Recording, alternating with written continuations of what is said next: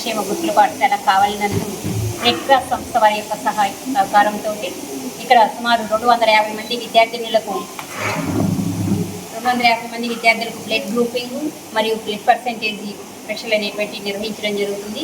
ఇక్కడ ఉండేటువంటి పిల్లలంతా ఎక్కువ మంది ఎస్టీ పిల్లలు ఉన్నారు కాబట్టి ఇలాంటి పిల్లలందరికీ కూడా రెడ్ క్రాస్ వారు ఈ సహాయం చేయడం అనేటువంటి చాలా అభినందనీయమైనటువంటి అంశం. మరి దీని ద్వారా ఈ కార్యక్రమాన్ని సమర్థవంతంగా చేసుకునేదానికి సహకరించినటువంటి సంస్థ వారందరికీ కూడా ప్రత్యేకంగా కృతజ్ఞతలు తెలియజేస్తున్నాను.